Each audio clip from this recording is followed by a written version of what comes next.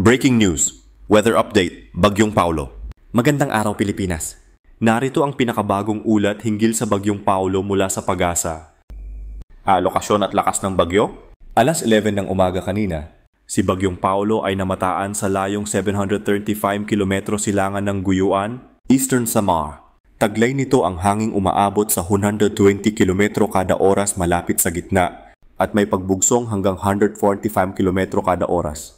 Kumikilos ito pahilagang kanluran o north-northwest sa bilis na 20 km kada oras. Epekto ng panahon, dahil sa outer rain bands ni Paulo, inaasahang makararanas ng katamtaman hanggang malakas na pag-ulan ang ilang bahagi ng Bicol Region, Eastern Visayas at Caraga. Samantala, posibleng makaranas din ng mahihinang ulan ang Metro Manila, Calabarzon, Visayas at Mindanao. Bagamat wala pang nakataas na tropical cyclone wind signal, may banta pa rin ng flash floods at landslide, lalo na sa mga bulubunduking lugar at mababang bahagi ng Luzon at Visayas. Ang forecast at posibleng landfall. Ayon sa mga eksperto, may posibilidad pang lumakas si Paulo at umabot sa kategoryang tropical storm bago ito tuluyang lumapit sa kalupaan. Inaasahang posibleng tumama ang sentro ng bagyo sa hilagang bahagi ng Luzon, particular sa Cagayan Province, kasama ang Babuyan at Calayan Group of Islands.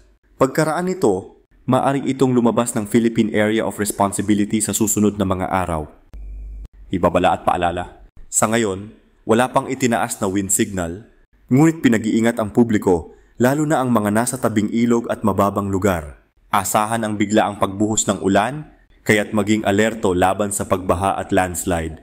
Pinapayuhan ang lahat ng residente na patuloy na mag-monitor sa mga advisory ng Pag-asa at sa mga anunsyo ng kani-kanilang lokal na pamahalaan.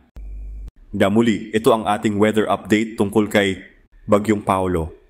Manatiling nakatutok para sa mga susunod na balita at maghanda laban sa masamang panahon.